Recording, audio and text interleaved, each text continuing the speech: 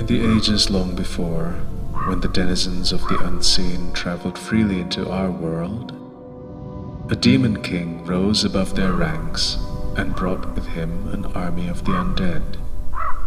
Monstrous and evil, he thirsted for the lands of mortal kin and marched his armies towards a small kingdom surrounded by the great forest. An army of the living could not hope to defeat one that is undead, which added to their ranks with every fallen living soldier. The Lion King, De Leon, had no choice but to parley with the Demon King. De Leon bargained so that his people would be spared. The Demon King delighted in yet another opportunity to bring suffering to mortals. Smiling, he gave De Leon 3 impossible choices. 1. That the king sacrifice himself to spare his family and subjects. 2. That the king sacrifice his family to save himself and his subjects. Or 3. That the king sacrifice every man, woman, and child in his kingdom in order to save himself and his own family. If the king did not choose, then the Demon King will kill everything down to the last blade of grass.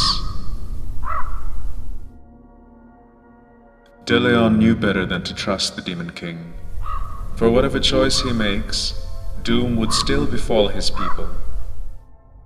Atop his tallest tower, he watched the dark army below gather by the great forest in legions, their numbers innumerable even under the glow of the moon.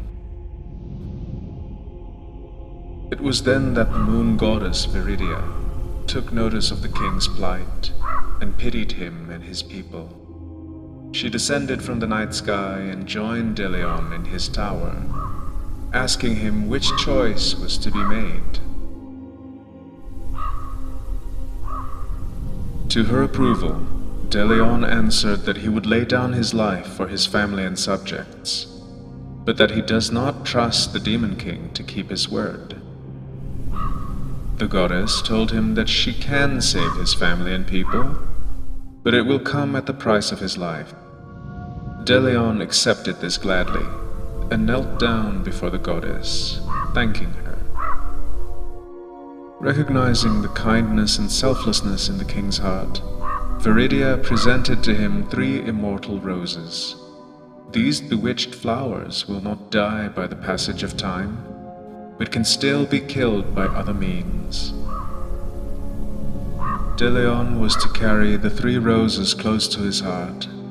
When the Dark King sacrifices him, the roses would do their work. The next evening, De Leon found the Demon King waiting for him in the forest. He was standing by the pyre where De Leon would burn alive. Gleefully, he secured the king to the pyre, and with one breath set it ablaze. As the first rose died with De Leon, the second rose burst forth from the licking flames in giant thorn tendrils, whipping across the undead army mercilessly. Each undead soldier it touched burst into dust, scattering them into the wind. Wherever the dust fell, the land became fertile beyond imagination. The third rose wrapped itself tightly around De Leon's burning body and shot up into a giant tree. One tree propagated another, and another, and another, until thousands of trees, branches and roots woven together like wicker, formed a wall that disappeared towards both ends of the horizon. This became the divide between the world of mortals from the world of the unseen. The Demon King, enraged from being tricked, glared furiously at the moon. Then he turned to the kingdom and its villages.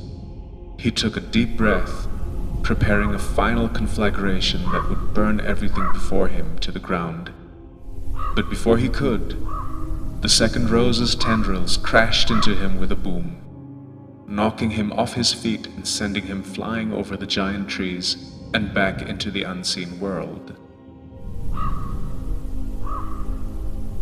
To this very day, the people of that land enjoyed bountiful crops and safety from the unseen world for many generations. And in honor of that king, who saved the lands of mortal kin, the region surrounding the great border forest was named Cœur de Lion, the heart of the lion.